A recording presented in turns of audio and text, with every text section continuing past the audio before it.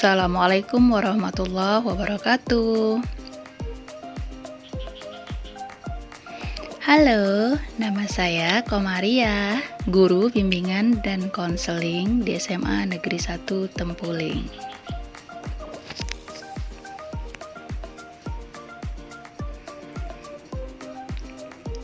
Hari ini tema kita adalah mengatasi kejenuhan dalam belajar.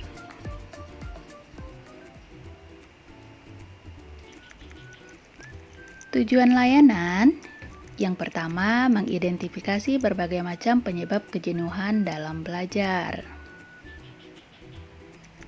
Yang kedua, menjelaskan bagaimana cara mengatasi kejenuhan dalam belajar.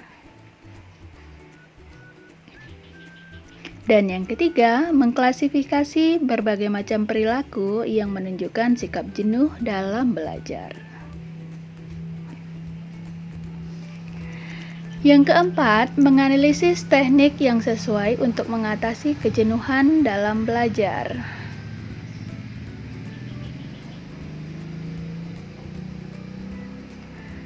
Penyebab kejenuhan belajar menurut Chaplin dalam Muhyiddin Shah tahun 2012 di halaman 181, kejenuhan belajar dapat melanda siswa apabila ia telah kehilangan konsolidasi salah satu tingkat keterampilan tertentu sebelum siswa tertentu sampai pada tingkat keterampilan berikutnya.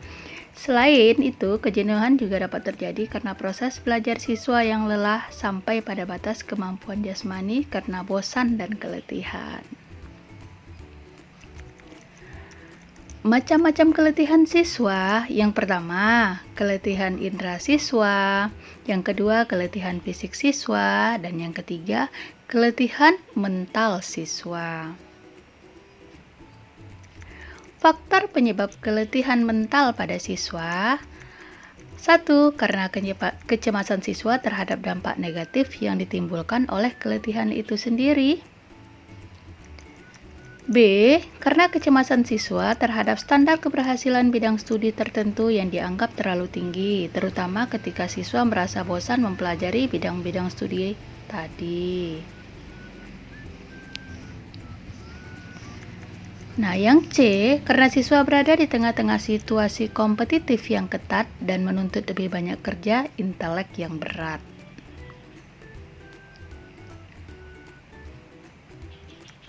D. Karena siswa mempercayai konsep pekerja akademik yang optimum, sedangkan dia sendiri menilai belajarnya sendiri hanya berdasarkan ketentuan yang ia bikin sendiri. Bagaimana cara mengatasi kejenuhan dalam belajar? Anak-anak ibu, yang pertama, lakukan istirahat dan mengkonsumsi makanan dan minuman yang bergizi dengan takaran yang cukup. Yang kedua, pengubahan atau penjadwalan kembali jam-jam dari hari-hari belajar yang dianggap lebih memungkinkan siswa belajar dengan giat. Nah, yang ketiga, pengubahan atau penataan kembali lingkungan belajar siswa yang meliputi pengubahan posisi meja tulis, lemari, rak buku, dan alat-alat perlengkapan belajar sampai memungkinkan siswa merasa berada di tempat yang lebih menyenangkan untuk belajar.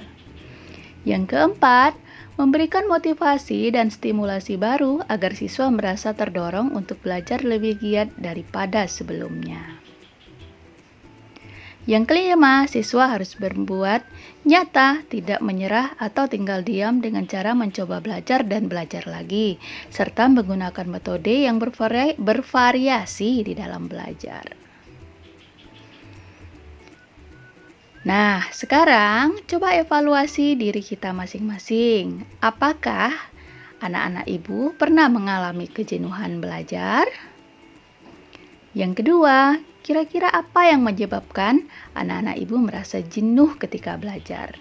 Nah, yang ketiga, bagaimana cara anak ibu mengatasi kejenuhan ketika dalam belajar?